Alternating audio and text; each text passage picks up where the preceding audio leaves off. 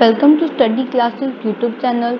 आज की इस वीडियो में हम डीएवी स्कूल के क्लास 8 के ज्योग्राफी का पहला चैप्टर पढ़ने जा रहे हैं, जो कि है रिसोर्सेज यूटिलाइजेशन एंड डेवलपमेंट। तो चलिए चैप्टर को स्टार्ट करते हैं। Nature has bestowed upon Mother Earth with large varieties of rocks, soils, minerals, vegetation, animals, etc. We use this gift to nature to fulfill our day-to-day needs. We need air to breathe, water to drink, and food to eat. We get all these things from the earth, hence all the things on earth which are necessary for our existence on this planet are known as resources. Even human beings are considered as a resource because human beings are an asset. It is only with the help of human skill that the other resources can be developed. तो इधर हम लोग पहले para में देखा कि लिखा हुआ है कि nature has bestowed upon our mother earth. इसमें लिखा हुआ है कि नेचर ने हमें बहुत सारे रिसोर्सेज दिए, जैसे rock, soil, minerals, different type के रिसोर्स दिए, और इन रिसोर्स के हेल्प से हम अपने डे टू डे नीड्स को फुलफिल कर सकते हैं। मतलब और रिसोर्स के इधर एक डेफिनेशन आ गया, all the things which are necessary for the existence और all living beings on this planet are known as resource. और ह्यूमन को भी एक रिसोर्स माना जाता है, क्योंकि ह्यूमन स्किल से हम किसी भी रिसोर्स को डेवलप कर सकते हैं। तो चलिए सेकेंड पैराग्राफ पढ़ते हैं। Human needs and wants are neither uniform in all parts of the world, not static over the years. They generally grow and become complex with the process of change in the society.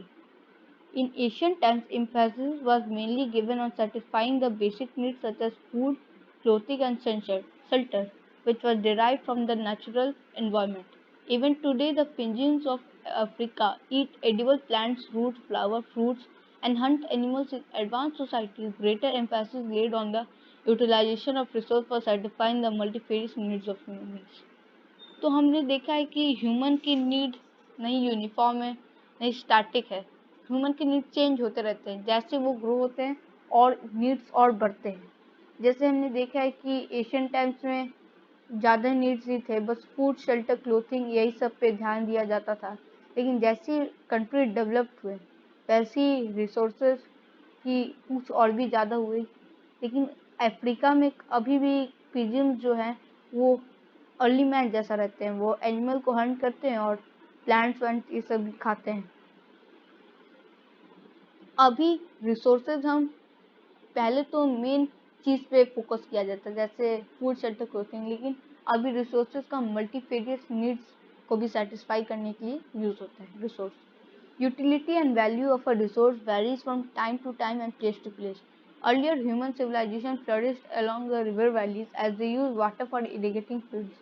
Now human beings are using water for generating energy, irrigation, navigation, industries, etc.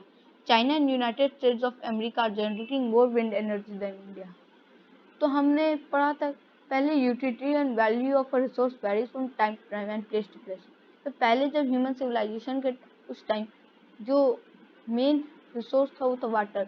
सब settlement water के पास थे और water से हम field को irrigate करते थे। लेकिन अभी हम वाटर से, जैसी कंट्री डेवलप हुए, हम वाटर से एनर्जी लेते हैं, फिर बिजली जनरेट करते हैं, फिर इरिगेशन के लिए यूज़ होते हैं और नेविगेशन के लिए भी।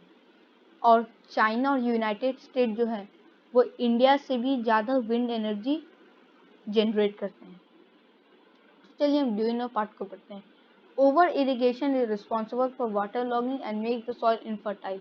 Reverse are suitable for navigation in the middle and lower coast. तो हमने पहला में इंट्रोडक्शन पढ़ लिया है। अब दूसरे वीडियो में हम यूटिलाइजेशन ऑफ रिसोर्स से पढ़ेंगे। तो अब के लिए, तब तक के लिए bye. Please like and subscribe my channel.